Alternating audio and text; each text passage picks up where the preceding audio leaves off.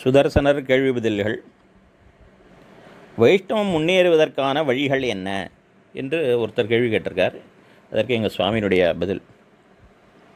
இன்றைய இளைஞர்கள் தான் நாளைக்கு இந்த சிவைஷ்ணவ சம்பிரதாயத்தை வழிநடத்தி செல்லப் போகிறார்கள். அதனாலே இளைஞர்கள் எல்லோரும் திவ்ய பிரபந்தத்தை கற்றுக்கொள்ள வேண்டும். அதனுடைய வியாக்கியானங்களை முறையாக கற்றுக்கொள்ள வேண்டும்.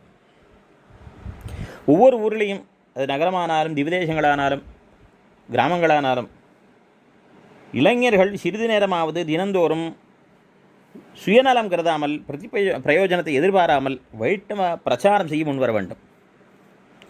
அதற்காக அவர்கள் என்ன பண்ணலாம்?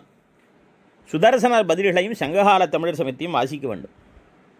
அதை வாசித்து பிரச்சாரம் பண்ண வேண்டும். இதுதான் சுவாமி தெரிவித்திருப்பது. வைஷ்ணவம் முன்னேற வேண்டுமானால் அதற்கு சுதர்சனர் பதில்களை பிரச்சாரம் செய்ய வேண்டும் என்று சுவாமி தாமே அருளி செய்திருக்கிறார்.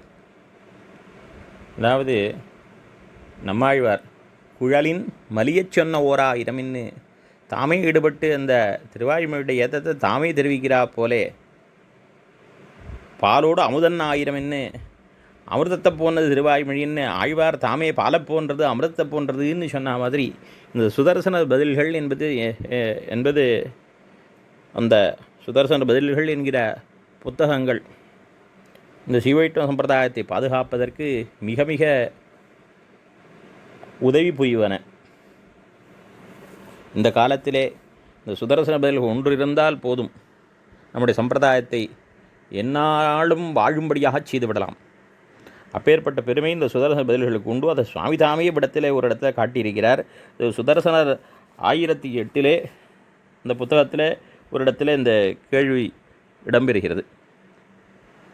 ஆகையினாலே அடியார்கள் எல்லோரும் சுதர்சன பதில்களை வாங்கி படிக்க வேண்டும். அதிலே சொல்லப்பட்டுள்ள கருத்துக்களை நீங்கள் உங்களுக்கு தெரிஞ்சவாளுக்கெல்லாம் சொல்லணும், எடுத்து சொல்லணும். அது ரொம்ப முக்கியம். நம்முடைய சம்பிரதாயத்தை பாதுகாப்பதற்கு இந்த சுதர்சன பதில்கள் இருந்தால் போதுமானது என்று அடிக்கடி விழுப்புரம் அட்வொகேட் வரதேசிகாச்சாரியர் தெரிவிப்பார். இந்த கேள்வி பதில்களை படித்துத்தான் எத்தனையோ பேர் திருந்தினார்கள். இதை சுவாமியே இந்த இடத்துல அதை கொண்டாடி இருக்கார். அதனால் இது ரொம்பவும் நாம் கை கொள்ள வேண்டியது என்னென்னா, சுதர்சன பதில்களை வாசித்து பிரச்சாரம் செய்வது என்பது இதுதான் சுவாமியினுடைய திருவுள்ளத்திற்கு மிகுந்த உகப்பை செய்யும்.